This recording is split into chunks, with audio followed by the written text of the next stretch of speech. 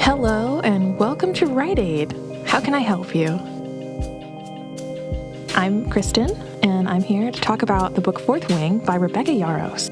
I was taking notes about Fourth Wing for my own personal use as a writer, and then I realized that I could share it with everyone else and see if we can learn something about how to make a book exciting, engaging, how to get readers interested in your story from a book that has taken the world of fantasy by storm. Just a warning, this will have spoilers for Fourth Wing. I will spoil basically everything that could be spoiled, so you are warned.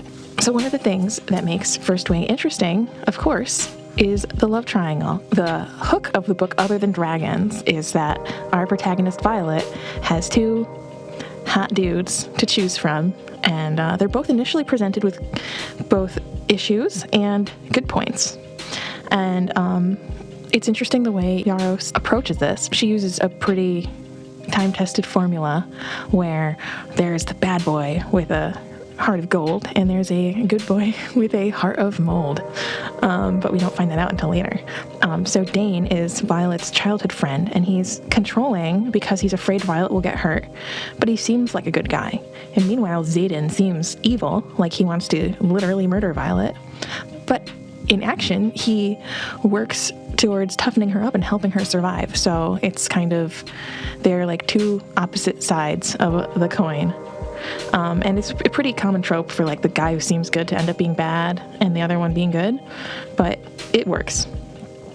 And what's interesting in how they do the character development is that as time goes on, Dain can't see that Violet has changed and gotten stronger, and he treats her like she's the worst version of herself, like she's weak and just needs protection, when Xaden treats her like someone who needs to learn how to protect herself. So in terms of like, oh, one character is better for her as a person, that's Xaden, and that helps you ship them. Another thing is that in Fourth Wing, they have basically superpowers, and Dain's power is that he can read memories via touch, which honestly, usually when someone has a memory reading power or like a controlling people power, that is just, it's almost like a trope that that person will end up being evil. And in this case, his power does kind of narratively push Violet away. She is unable to share her memory with him because that will compromise the rebellion kids in the story, and that casts doubt and puts a wedge between them, and that leads to a bunch of drama. Now, Violet, the main character, she's pretty archetypal. She has a huge physical and preparedness disadvantage when she enters the training to become a rider of dragons in the book. Basically, her joints pop out when she fights people, and she just breaks like a porcelain doll in the training grounds, which is, I found it a little gross, but it's interesting choice because compared to everyone else, she's hugely disadvantaged. And also she's been training to be a scribe, so she's way behind everyone else. But she also has the advantage of being the general's daughter. So she's famous, infamous. Everyone knows her. Her being there causes a big hubbub. And she definitely has main character syndrome. Because of that, everyone is interested in her, and she's just naturally special. But a lot of her being special, this is very tropey, comes from the fact that she has courage and kindness. And later on, she actually gets two separate dragon superpowers thanks to her good heart. So that's Violet in a nutshell, is that she is physically weak, but she has soul power. Another trope that the book does well, and this is one of my favorites, it's really useful. If you want two characters to bond, one way to do it is to give them a secret. It kind of gives one character, in a way, gives them power over another one, and it also gives them a chance to align with the other character. So in this case, Violet finds out, she's like going and like taking stuff to poison people with. She finds out that Xaden is secretly meeting up with all the other rebellion kids, and like she should tattle, but she doesn't. And that's how they start to have like a sort of sense of respect for one another that blossoms into their romance. Definitely got me like interested in their characters when that happens. It's like a good shortcut to like make your characters be on the same team. It also ends up putting a layer of distance between her and Dain to do that, which adds to the drama. I also like the part where she goes and saves the cute little golden dragon dramatically from a bunch of their classmates who, for some reason, just really want to kill a baby dragon, even though their whole MO of being in their camp or whatever is to bond with dragons. And for some reason, they think the dragons will like them if they kill a little baby. But she goes and saves the cute little dragon, and those kinds of moments, it's kind of like the book Save the Cat. The title of it refers to the fact that, like, if you want people to like your main character, have them, like, save a cat, have them do a good thing.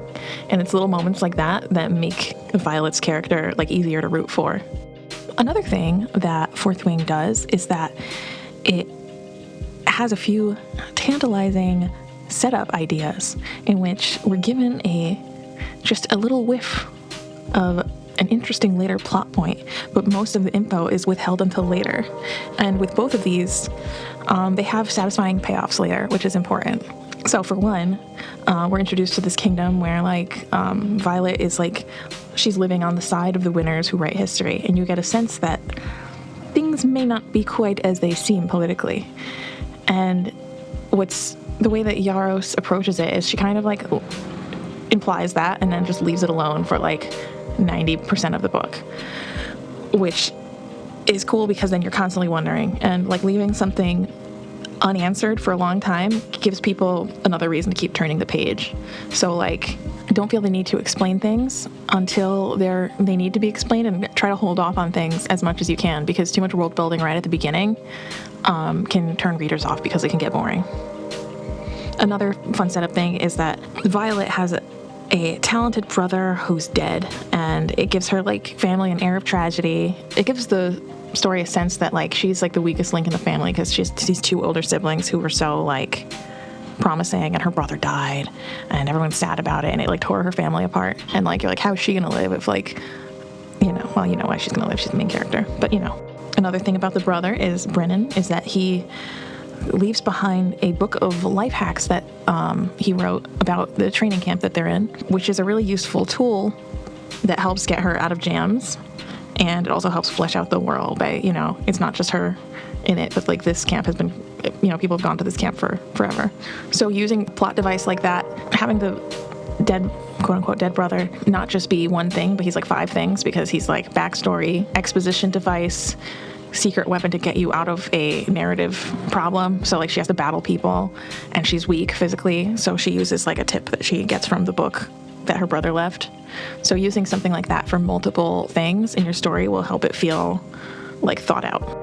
Something else Fourth Wing does is that it limits the powers that the characters have, which is really important. Something I ran into with my own writing, with my graphic novel series, Making Friends. I basically gave a character godlike power, and then I immediately was like, oh, this gives me so many problems to deal with, because it makes narrative so hard when a character is too overpowered. That's why, like, in, like, Superman and stuff, they're always like, oh, this beam will take out all his powers, because it's hard to have narrative tension when a character seems like they can just get out of things so easily by using their powers. But you also want them to have fun powers, and I think this book does a good job with that. So, like, giving her a really powerful destructive signet is, like, the dragon superpower, while writing Violet as a pacifist who's trying really hard not to kill anyone, keeps the book from, like, over-relying on her power. And the time pause power that she has is also really limited, because her little cute golden dragon, Adarna, will, like, die if she pauses time for too long. Getting their power, aka channeling a signet, has a time limit and a consequence. So if you don't get it in time, you explode, and that's the kind of thing that is also good to do to, like, hype up the drama, because if you're just like, oh, they're just waiting for their powers to manifest, and if they don't, it's gonna suck. It's good to give things like a ticking clock element. So if in your story that you're writing, you want it to be more interesting, figuring out some way of having a ticking clock element will help make it interesting. And that's, like, a classic one. Oh, you'll explode if you don't get your superpowers in time. So Fourth Wing also has a lot of dramatic action scenes. That's something that I find really interesting to analyze. And I'll talk about 2 of them. One of them is the Gauntlet, which is basically a deadly obstacle course that they use in their training. And the way that Yarros, like, ramps up tension in that part is that basically she makes it seem really scary. The character's like, I can't do it. Oh no. And she almost falls, but she doesn't. And then the girl behind her is like, oh, grab that rope. And so, like, having your character rely on someone else's intervention, not just doing it all themselves, not just being like, oh, I'm about to fall off this cliff. Oh, but then I grab onto a rock. Having someone else intervene helps it seem more exciting, because then it's a bit more out of their control. And what that scene did also is that the girl behind her who helped her by calling out like, oh, grab the rope, she was like, oh, I'm so excited to do this. Oh, this is living. Yay. And then she dies doing it. So it's like sad because it's the girl who was so excited to do the gauntlet is the one who dies during it. And also it makes you feel like, oh, Violet could easily have died because the girl who like knew what she was doing died because she just took a misstep. So having like the confident person die or fail will make it feel like your protagonist has more of a chance of failing too, and will ramp up the tension. And then the ending battle. So it's just the stock like, oh, we're up against insurmountable odds thing. And basically I was thinking about how, because I knew it had to end on I didn't know. I assumed it was going to end on a win, and it did. So here's how Fourth Wing earns the win at the end. Yarros spends a long time having characters saying goodbyes to each other and stressing that basically they're on a suicide mission. Doing that sets the reader up with a sense of foreboding. They come up with a clever plan and spend a long time describing it. It's like blowing up some unstable building to like knock down the scary zombie wizard called a Venin. And so doing that and having it fail really does build suspense. You don't want to just have the character win immediately. You want them to fail, and the more time you put into the thing that they're trying and failing at, the more earned it will feel when they do win. And it had 2 deaths. One was a really major character, and Violet nearly dies. She is just on death's door at the end, but she lives. So I feel like that ending battle earned the win because it's had a long time of them fighting against these creepy wizards. And it also did that thing, which is pretty common in storytelling, in like fantasy things, where it's like, oh, there's a horde, but you take out the queen bee and all the worker bees will die. And there's these wizards who create these like zombie dragons. And so you take out the evil wizard, all the zombie dragons will die. So that's how they end up defeating the horde. I didn't really love that, but that's that. Fourth Wing also has quite a few twists, and twists are a fantastic way of kind of pulling the rug out from under the reader and just like reinvigorating it. It's kind of just like a splash of water to your face where you change where you thought the thing was going. Obviously, everyone knows what a twist is. What am I doing? Here are the twists that I wrote down that I thought were interesting. One is that this is kind of like a Maze Runner situation where, you're like, oh, it's kingdoms at war, but it turns out that they're in a zombie wizard invasion and no one knows because it's been redacted from history, which ties in with the job that Violet wanted initially, which was being a scribe, and it ties in with the enigmatic note she got from her father, and this book of fables that she used to read as a kid. And I thought that was really cool because the way that it handles is that at one moment you're like, oh my god, the rebellion versus the non-rebellion. Oh, Violet's being pulled to the rebellion side. Oh no, she's gonna have to like leave her family. And then like 5 seconds later, you're like, oh my god, there's zombie wizards and they're killing people. And then it just shifts all your expectations. In a way, it's kind of like the Harry Potter book where they're like, we have to leave Hogwarts and go get Horcruxes. Because like earlier you would have been like, oh no, you can't leave Hogwarts, that's the whole story. But then once you have like the stakes raised that high, you're like, I guess you have to. Another twist is each time Dain touches Violet's cheek, he's secretly reading her mind, which basically turns something sweet into a violation and is set up throughout the story and you don't realize it until the very end. So that was cool because there's little breadcrumbs of something afoot and you don't really get a payoff about it until the very end. I did think it was a little clunky, personally, because it was odd that he kept like stroking her cheek while they were talking and I was like, what are you doing? Keep it together. Keep it in your pants. But another twist is that her brother Brennan is actually alive. And this is cool because the main reason she has for like hating the rebellion throughout this book is that they killed her brother. And it's funny because then throughout the book, you're like, first you start out, Xaden is so bad. He's a bad boy. He's a rebellion guy. Oh, but they're so bad. They tried to like they tried to do something. I don't know. But then as it goes on, you're like, actually, they were the good guys. They were the good guys all along, but they killed her brother. And at the end, you're like, oh, her brother's working with them. Which is just, it's funny because it kind of takes away any like teeth that Xaden's character would have. Like by the end, he is no longer the bad boy at all. He's just like a Christ-like figure, but hot. But I thought that the way that they reveal that her brother is alive was interesting, because there's a dramatic moment where she's like about to die, and they heavily hint that her brother is alive because he's a healer, and they're like, we need to bring her to him. Gasp. And you're like, oh my God, is it Brennan? Is he alive? And then pages and pages go by. Real talk, I read it as an ebook, so I don't know how many pages, but it felt like a while, where they don't bring up who healed her. And in the back of your head, you're like, okay, but is her brother alive? So like having a big hint at your twist and then making people wait for the confirmation of it is a great way to ramp up the tension. A heavy hint at a dramatic moment, cut, and then make you wait. Yeah, build up the tension. And finally, I mean, this isn't really a twist, but it is, I count it as a twist. Cutting to Xaden's point of view at the end. This is something that I've seen a lot in this kind of storytelling. Like, well, I didn't read it, but the 50 Shades book, where it was like from the guy's point of view. Midnight Sun, where you're like, oh, Twilight from Edward's point of view. Or like, I guess a couple fanfics I've read that do this too. I remember reading a fanfic where this happened, and I was like, after that, I was like not as invested anymore, because the whole like drama was like just deflated by it, because I was like, well, yeah, look, they're both crazy about each other. They are in love. That's that. Now we know. Because like part of the drama of a romance is only getting one person's point of view, so you never can be truly sure if they like you. And with a book like this, where it has a really slow burn romance, where they will just like find any reason to slow the burn down, it's the opposite of a slow burn when you give the point of view, the perspective of the other character, of the love interest. But at the same time, it's very rewarding, because you're like, all this time he loved her. Oh, even back at the parapet, he was noticing how she gave up her shoe to her friend. And it's like this very like cathartic romance trope.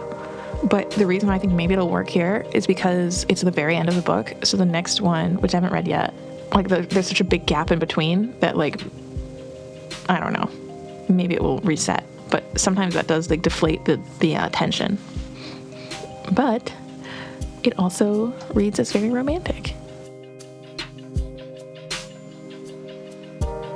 Anyways, those are the things that I think make Fourth Wing engaging. I have been wanting to like understand, because there's things about like, quote unquote good books where it's like, oh, well, the thing that engages you is like the beautiful prose, the deep insights into human nature.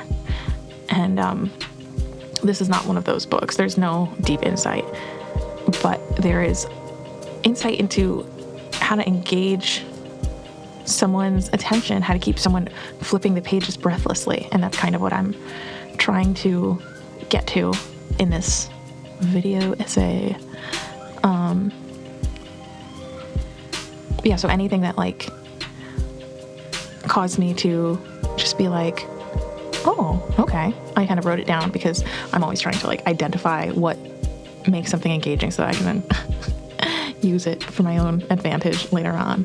Well, anyways, thanks for listening, and this is just a random idea of mine to make. It's one of those things where I've just like literally for like over 10 years, I've just like, I should make a YouTube video, and so now I'm just doing it, and I often take notes on the books that I'm reading, like writing notes, and so if you think I should do another one, honestly, if you have any recommendations for like a book that you want analyzed in terms of like writing ideas and advice from it, just write a comment and tell me what book to read next. And also, if you got this far and you like reading comics, because that's actually what I do, you should check out my books. I've written and drawn a ridiculous amount of comics at this point in my life. I made the Making Friends series from Scholastic, which is about a little girl who gets a magical sketchbook, and whatever she draws in it comes to life. And there's like 4 books in that series, and I'm very proud of it.